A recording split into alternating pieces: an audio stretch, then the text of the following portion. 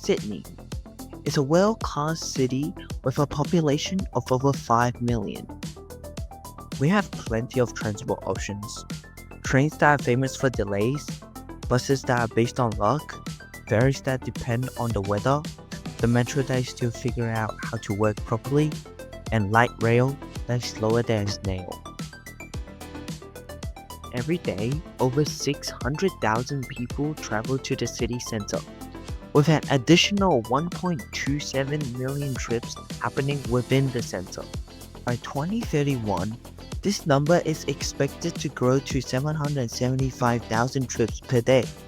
Yet, only 20.9% of Sydneysiders use public transport to commute.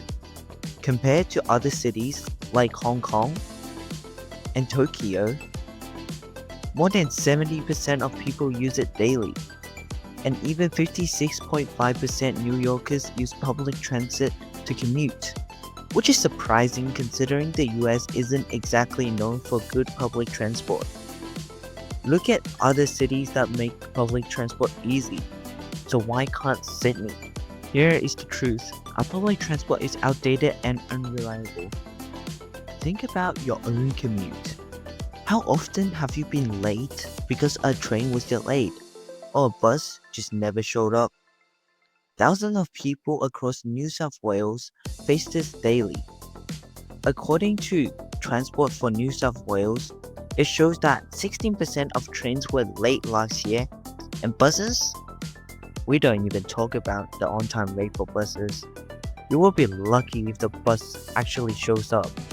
That doesn't even include the times the entire train network shuts down because of incidents at major junctions, all thanks to an outdated system. This unreliability causes people to drive, adding to traffic, pollution, and stress. In southwest Sydney, people are calling for better metro lines and rail connections, but due to the previous government's investment plan, residents are left relying on overcrowded buses that barely meets demand. On top of that, public transport is better for the environment.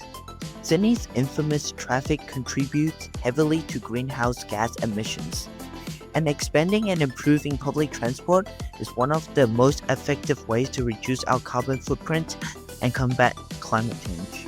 This is how we can improve public transport in New South Wales.